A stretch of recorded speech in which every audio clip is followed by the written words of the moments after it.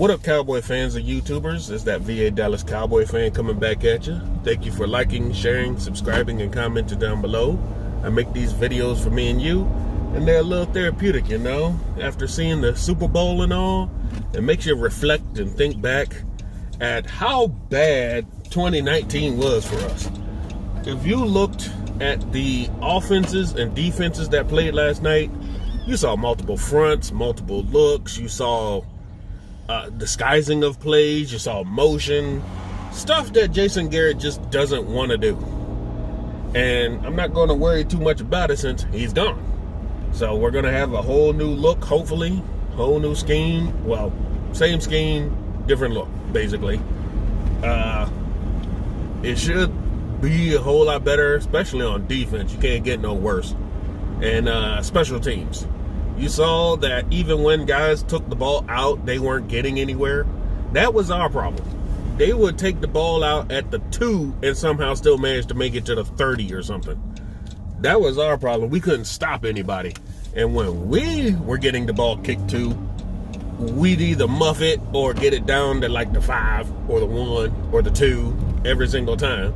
That was our issue on, excuse me, special teams. Other observations from the Super Bowl. Oh, by the way, congratulations, Kansas City Chiefs. Y'all did it. Y'all probably the first team in history to sit up there and be down every single game and make a comeback. So congratulations, Andy Reid. You're no longer an Eagle, so thank God. But congrats on getting your 222nd win on 2-2-2-0. Good job. You finally got up there, and that was like the last thing remaining on your resume to get you in a Hall of Fame conversation, and you did it. Pat Mahomes, congratulations on the Super Bowl MVP. You knew where it was going. My thing about that is they're about to pay him. I heard a report about $44 million they're asking him, and Dak just wanted a measly 35. And now you're looking at a Super Bowl MVP possibly getting 44. And Dak still is not getting his money. In fact, the stories coming out now is that they were so far apart, it didn't make sense. That it wasn't even close last year. And they just kept pushing it back, hoping something would happen, pushing it back, hoping something would happen. And I think they said up to week 4 or 5 of the season, they were still trying to talk. And then it just fell off from there. This year, there's not even a fall off. They're not even close. They're already talking about a possible franchise tag. And you know what Dax has already said about franchise tagging him. He's not going to show up for off-season workouts. So, there you go. If they Cowboys lackadaisically piss around and don't pay him his money, one, you're pretty much guaranteeing all your eggs in one basket with no insurance policy for a 1-year franchise tag. 2, you're going to piss off your quarterback and his agent. 3, he's not going to show up for anything until he signs it, and that's probably not till training camp if he shows up for that.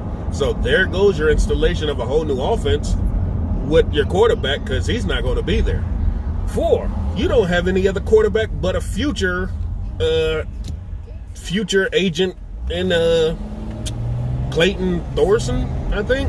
The man's never thrown a pass in an NFL game or a preseason game. You don't have Cooper Rush anymore. He's a free agent. So you absolutely don't have even a quarterback on your roster that's ever done anything. So by Cowboys messing around, as they do, they're looking at having a holdout for the 3rd straight offseason. Now think about that. We haven't had holdouts like this since Emmitt Smith. And that was the 90s. Other than that, always willing to give money. Sometimes not even when it was worth it. But you did it, and you got it done. Now, it seems when you're not in cap hell and you have the money, y'all don't want to spend it. Y'all want to be penny pinchers. But when you had no money to work with, you were changing everybody's contracts to get that money to go out and pay for somebody else.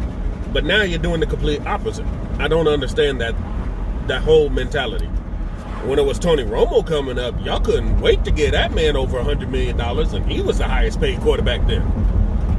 What happened? You kept shoveling around his money to make deals with everybody else. It worked out for you.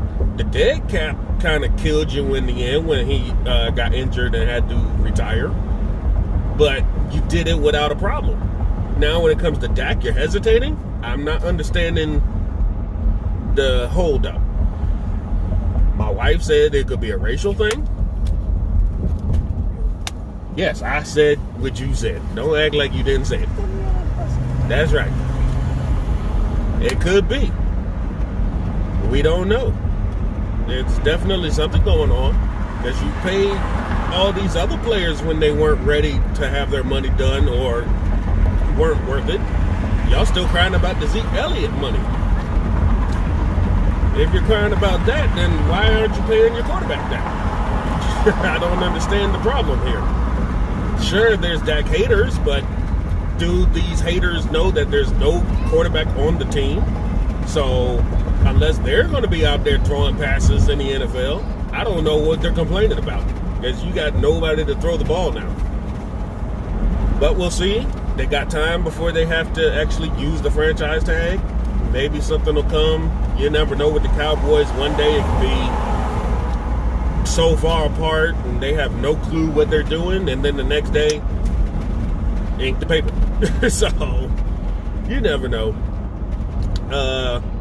Tank Lawrence, he needs to shut up. He's gone around telling everybody stuff that nobody really cares about. Having Dez Bryant back, that's great. Not going to happen. Especially with the messy divorce that it came with. Having problems with the Hot Boys name in the 49ers. Who cares?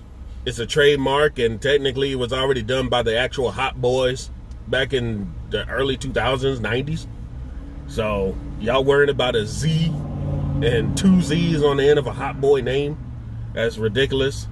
Him